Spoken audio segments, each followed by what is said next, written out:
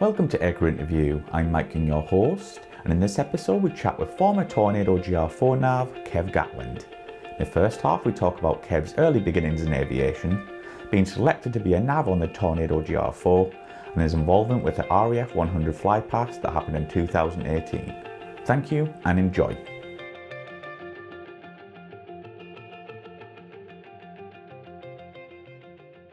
So Kev, when did you first become interested in aviation? I was pretty young actually. I think I'd always had a general interest, even from sort of my single-digit years. But it wasn't really until I got to probably about 12 or 13 or so, where I really thought, you know what, aviation and flying, it feels like it's in my blood. You know, my dad was a keen advocate of the air shows, so we used to spend, not excessive amounts, but we used to spend a fair time, going to 2 or 3 sort of air shows a year. And I absolutely loved it. And for me, it was then a decision of, do I want to go into the military perspective or do I want to go to the civil route? And I think the decision was really made for me when I looked at sort of the costs involved. If you're self-financed into civilian street, was excessive, huge amounts of money, with no guarantee for a job.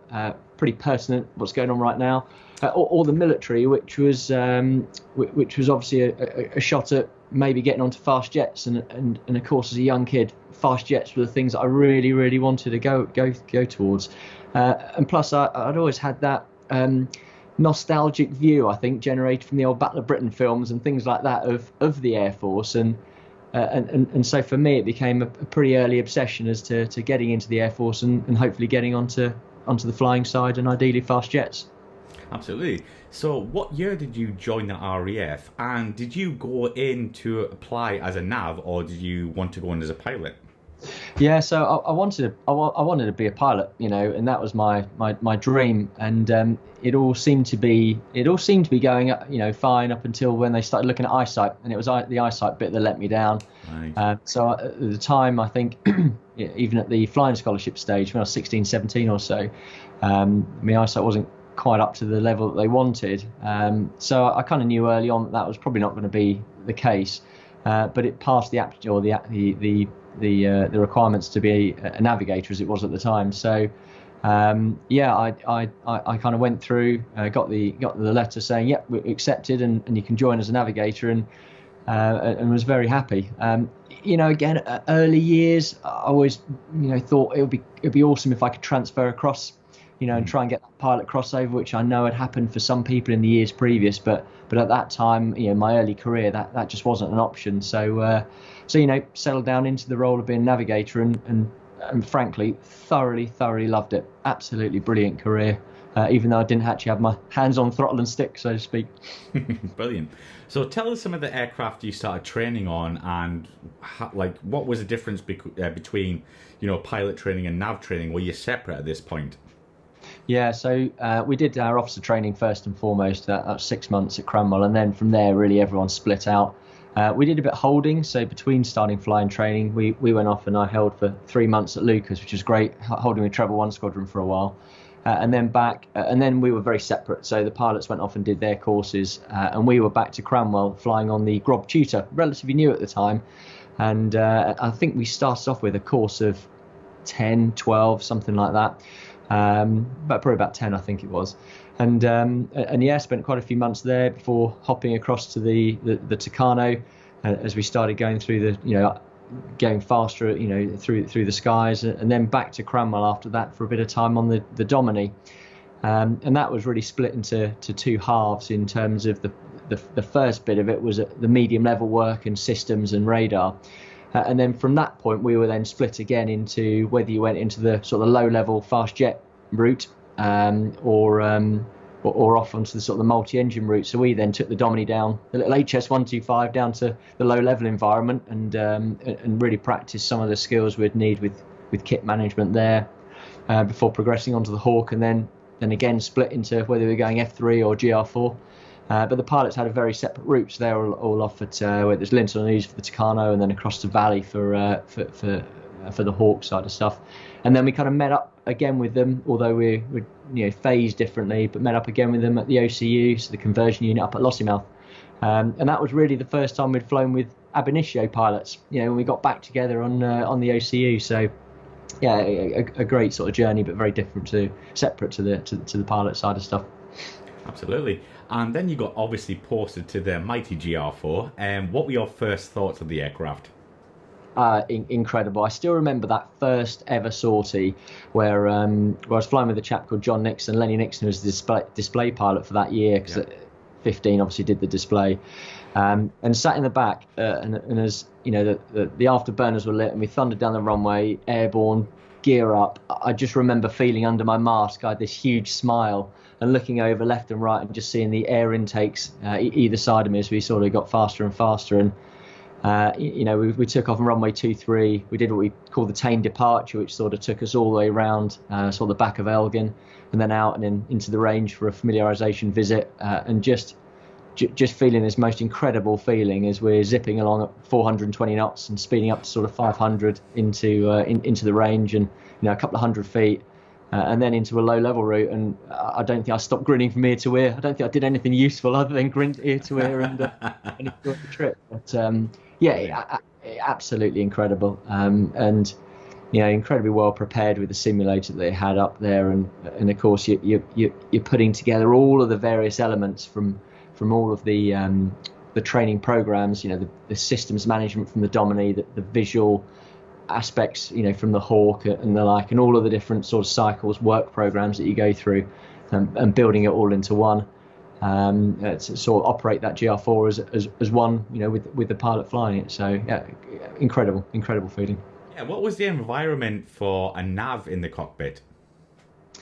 In Tornado, it was surprisingly spacious. So we had a lot of space, within the aircraft, and especially compared to earlier, the Hawk and Tucano.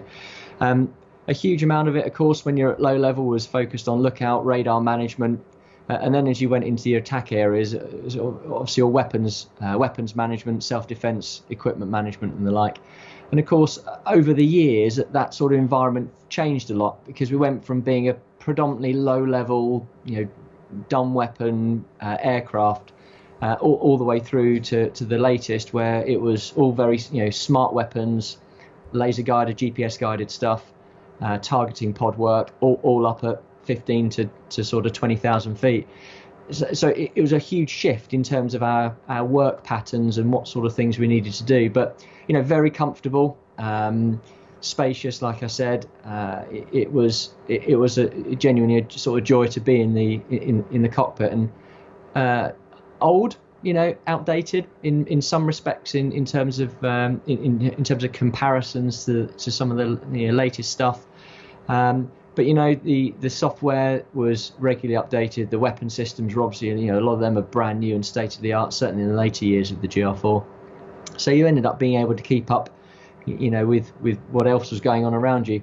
Of course, as soon as you move into Typhoon and F-35 and the later stuff, it's they're different worlds. They're incomparable. But at the time, we did the job that we needed to do, and we did it very well.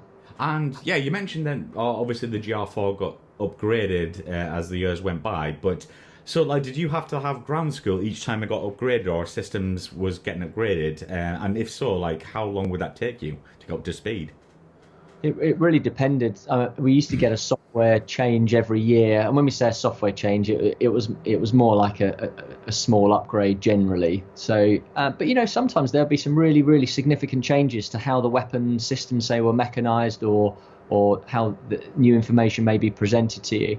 And very often, and thankfully, the simulator was updated before the aircraft got updated. So we had the benefit of the month or so before the aircraft would get the new software update. We could go and try out all the new stuff and understand exactly what the differences were.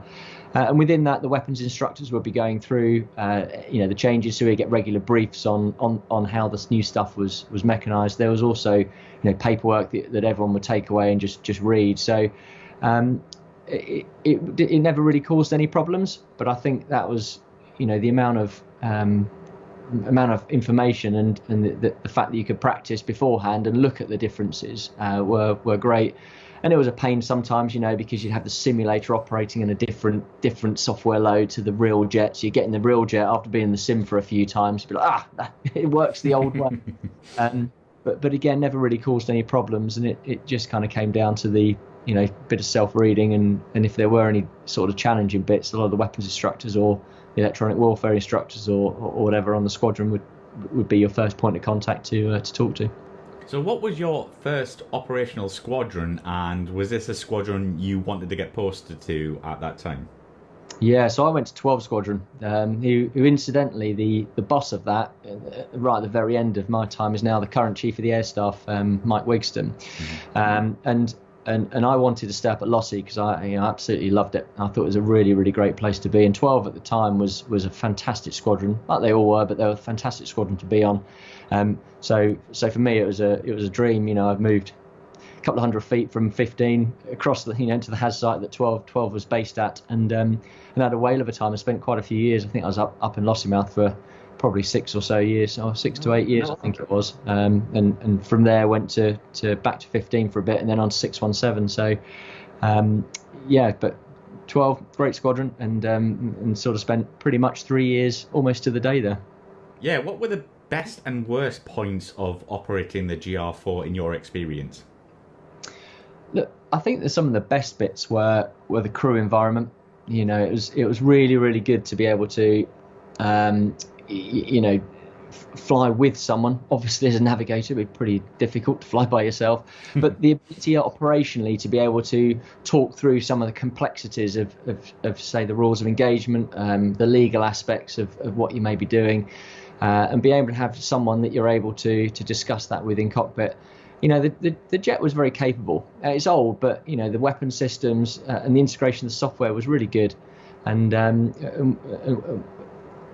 I think that combined meant the jet remained very, very potent strike platform right up until the very end. I suppose the challenges of operating the GR4 was that it was designed as a low-level bomber. It was never designed to be up at height, so packed full of fuel, packed full of munitions underneath and the like. It was never going to go particularly high, and you'd struggle to get above 25,000 feet in the desert, the heat of the desert when you're fully loaded, sort of thing. And of course, compared to things like a Typhoon or some of the later generation aircraft, things like the maneuverability were pretty poor. But again, for the role that we were doing, it didn't really matter, and we were able to accomplish everything that we sort of set out to do. And then you also did a QWI course. Tell us about that and how it came about.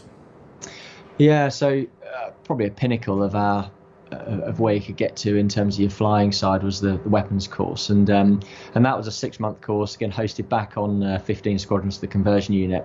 And that was really an application process that you went through, an assessment of your flying ability, or your navigator ability, and then you were selected for the course, and along with I think there was 3 pilots, 3 navs on mine, and then went through that and popped out at the end as a qualified weapons instructor.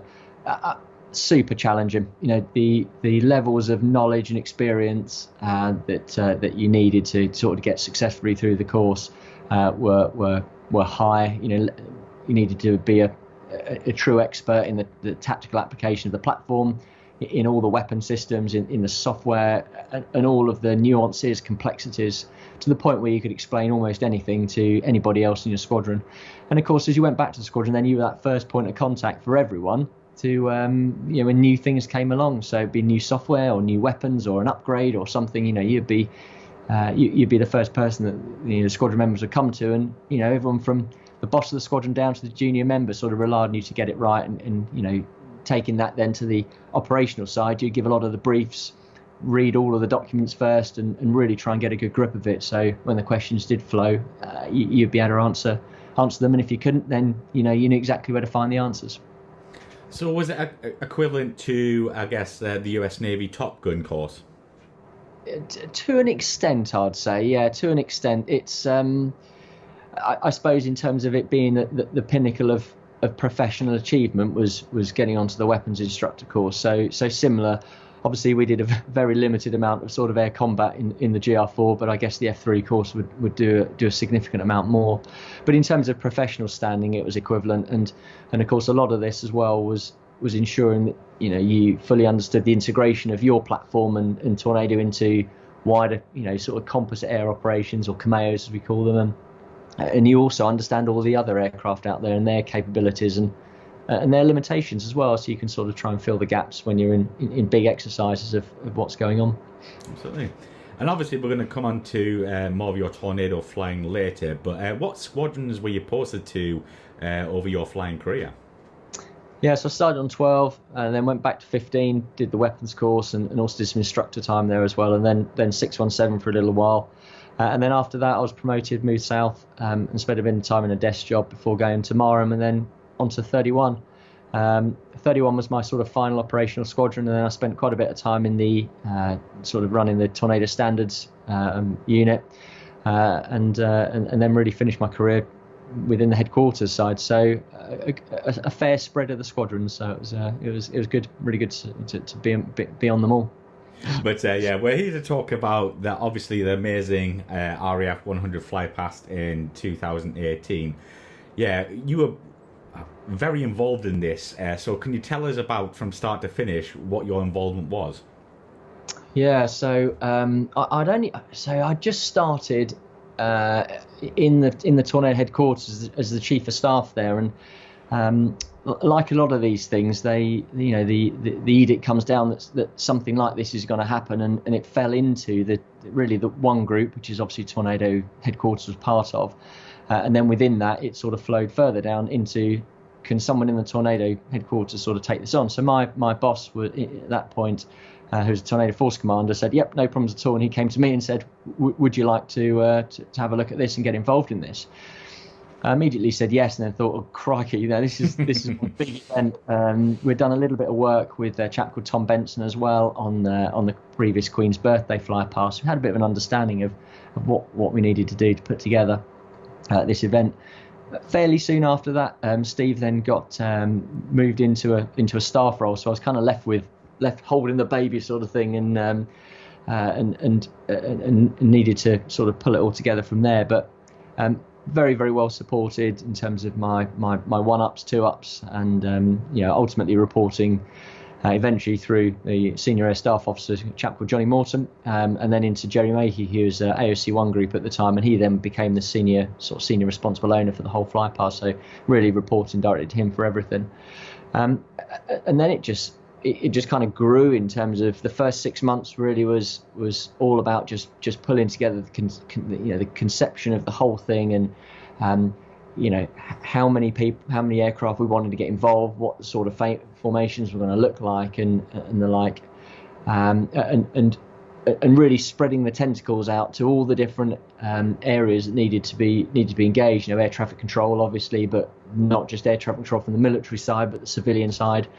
And of course, because it goes through central London, it's a huge impact with London Heathrow, maybe London City, potentially Gatwick. So really, really early engagement in those sort of days in those early days with the CAA, because as it turned out, we needed to shut Heathrow down for about 20 minutes, which, when you got aircraft landing and taking off with the regularity that they were, then that was a fairly large piece of disruption for them.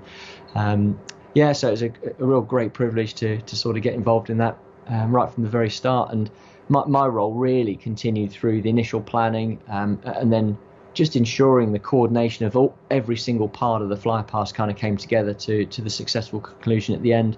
And then within that, it was gathering a small team. So there was a couple of aircrew guys, Matt Axel and Mo Abdullah, who were Tornado pilot and nav on 31. And they did a huge amount of the sort of the tactical planning to bring all of the individual elements together. And then there was Lorraine Hawthorne and Mel Young, who are working in the air traffic control side of stuff, and they did a huge amount of work just making sure that all of the different air traffic controllers were aligned. I think we had something like on the day 50 frequencies that we were using across the whole flight, so across military and civilian controllers. So the air traffic plan and the aircrew plan needed to be absolutely aligned, and part of my role was just making sure all those various elements were kept together. right at the very start, we had a list of different ideas, and they literally came through on a PowerPoint slide, as to what say the centerpiece was going to look like. And that had come through from on high, and there were various options. Again, the book goes into a lot of the options and how they were all potentially laid out. So the obvious one was something like the 100 that we saw, but we could have that in different shapes with different formations of aircraft, Hawks, Tornadoes, and Typhoons, or all Typhoons, or all Hawks. All the different connotations of it. There was an option of maybe drawing an RAF in the sky. Okay. So it actually says RAF rather than 100. And there are also some other things like some large Diamond 16s, which I know the Harriers have done. Mm-hmm. But ultimately, those big formations, we put together and then sent them up, and they got agreed. The other formations really was I just sat down and kind of sketched out a few different thoughts and ideas as to what the formations could look like. And then really, once we kind of come up with that plan, sent them out to the different formations for their agreement. And on the whole, most people were pretty happy. I think the BBMF one, changed a little bit. The helicopters we changed around a few times. But ultimately, there's only so many ways you can put certain amounts of aircraft. And a lot of it was decided on the size of formations based on how big the force was. So, right. We knew the Typhoons, for example, could do a very big formation. So they were an obvious one for the centerpiece. We thought, well, there's not a chance we're going to get more than 7 or 8 Tornadoes. So that kind of put itself into a couple of particular formations. We've got 9 Hawks. Well, a Diamond 9 is a standard sort of formation that we can fly. So some of the formations just lent itself to the amount of aircraft that we're going to have available. And so like you mentioned, like obviously London and the civilian operators, air traffic control. How much integration was there during the planning with the civil side? Yeah, so a lot, to be honest. We had numerous meetings with the CAA down at London Heathrow, because ultimately they needed the early engagement from us to work out how long they would need to shut operations down, so they could go to the airlines and ask them, and to put that into their schedule, and also to try and build into the plan so it's the least possible disruption. Likewise, we had a couple of chaps sat within the sort of CAA, Rob Grattan and Matt Lee, and they did a lot of the airspace coordination and airspace plan. So we kind of came up and drew what we wanted, and they went and put it into sort of statute and got it all approved through the Department of Transport and all the rest of it, and all up to sort of ministerial level. And so it was a constant back and forth as we changed the plan and we wanted slight adaptations to it. We were engaging with all these people constantly, and we had, from the air traffic side, military and civilian controllers sat next to each other on the day, so they were able to talk to each other and make sure that it was all aligned. And some of the earlier lessons we'd had from years previous were that, air traffic was absolutely critical to the plan. I mean, despite the banter that goes on between air traffic and aircrew, but the reality is that for a plan of that size to safely come together, flow through London with only 30 seconds between each formation, and then most importantly to egress all those formations safely, deconflict them apart, especially if the weather was bad where they then needed to climb up to height to go back to their various bases. Air traffic needed to be not only brought into the plan but have been integral to the planning of it, so that it was sort of safe by design from the outset. It's a huge amount, constant. Yeah, because obviously there must have been a fair few redundancy plans in place, because was there any hiccups on the day? Yeah, on the day, thankfully, no. It went surprisingly well. Interestingly, we had lots of contingency plans for having fewer than 100 aircraft. If we built in a lot of extra options, because we thought one of the biggest likelihoods is that we're going to run out of, or we're going to be 99 or 98 aircraft on the day, and that'll be rather embarrassing. So we ended up having an additional C-130 in there, a couple of extra Tornadoes, a few more helicopters. But of course, depending on what aircraft dropped out, we couldn't necessarily get every single aircraft sort of one for one replaced. But actually, as it turned out on the day, we did have 100, and when I routed that sort of almost surprised, like everyone's up and we've got all the spares up as well. The SRO, so Jerry Mayhew, went away, had to think about it, and came back, so send the spares as well, and we were able to add in the 2 additional Tornadoes and the additional C-130 as we practiced those formations with the additional elements of them in those positions, and so ended up with 103, which was great. But that was almost a bit of the contingency plan was actually able to be used on the day to give us in excess of the 100 that we planned, which was hugely surprising, but awesome for everyone involved. So what was the feedback like from your family, friends, and also the public from this flypast, sorry?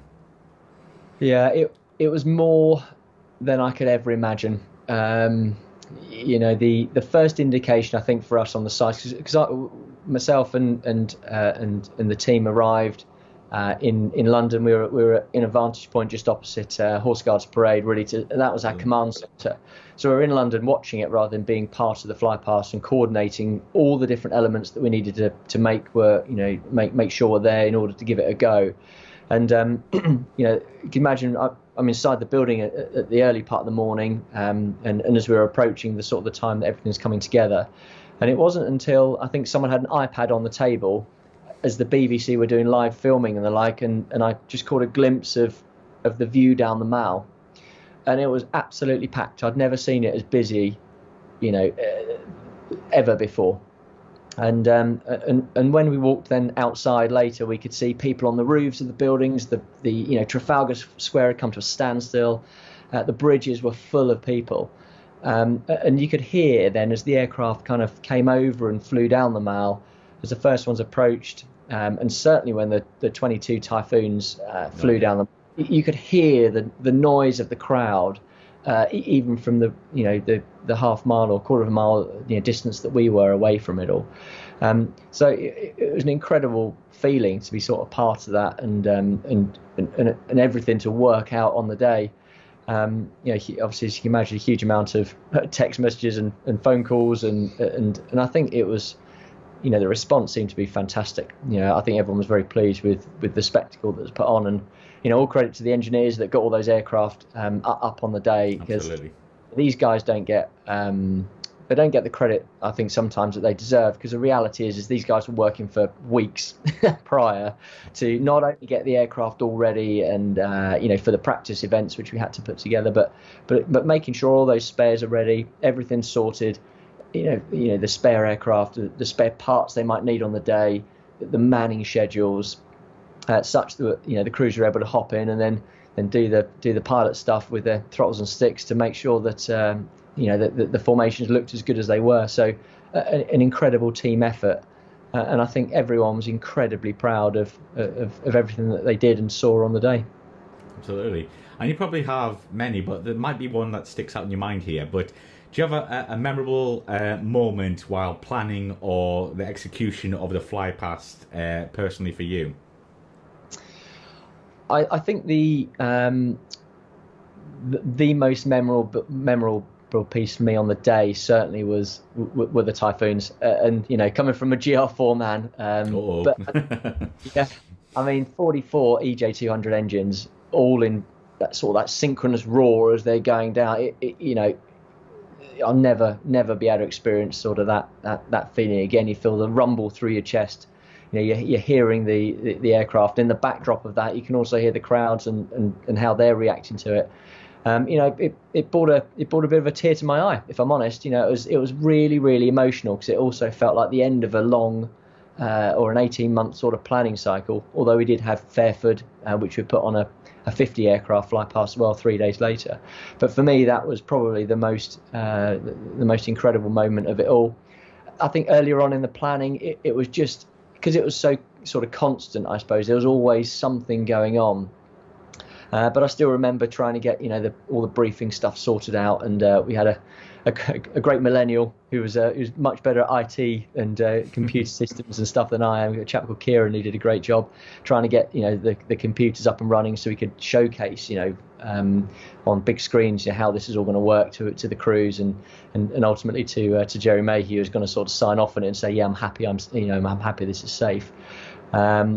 but I think it's just that ongoing realization of that this big plan is just gathering steam, and it's kind of coming together from ultimately what started of a bunch of PowerPoint slides and a few ideas. So yeah, ongoing really.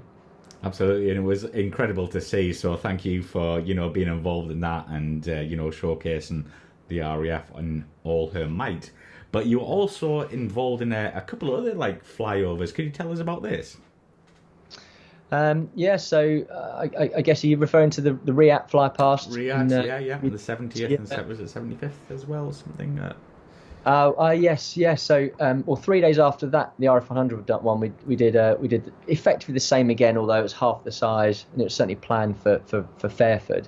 And then, the year later or so, we put together the D-Day 75 Flypast at Southampton, and the Portsmouth. Southampton, wasn't it? I think. Southampton, yes, no, it was Southampton. Yeah. And then the NATO 70th at Fairford as well. Again, the NATO one was a very different beast. It was really international. So a lot of the communication was challenging. Purely because you're dealing with now multiple people in different countries, and then trying to get everyone to come together. So difficult to do, the standard ways that we've done it before, and be able to use the same systems and the same planning systems that we have within the Air Force. But again, that was a great experience bringing all that together. And then the D-Day 75th one was another absolutely amazing experience. And again, integrated quite heavily with the BBC and their planning and their filming, and almost seeing the fascinating bit about that was seeing then how the BBC put productions together for things like that. And so I sat with the production director, and there was a lot of integration of the timings, because whilst they have timings, they're a little bit more flexible than our plus or minus 5 seconds. And certainly when aircraft start leaving the holds, we can say once they've left the hold, they will be here at this time. And once they leave a hold, you can't just delay them by 30 seconds or a minute. They're coming, and that's it at that particular time. You can delay them in the holds by a minute or 2 minutes if necessary. So there's that finite period of time, which I think was in the order of about 15-20 minutes, where the aircraft had left the holds and they were coming inbound. So BBC and all of your bits, that better be on time, because if not, you could end up in the aircraft the wrong place, and something's happening when it wasn't meant to happen. And when you're operating down to cruise trying to fly within plus or minus 5 seconds, there's just not a huge scope for error. But thankfully it was pretty much there or thereabouts, which was great.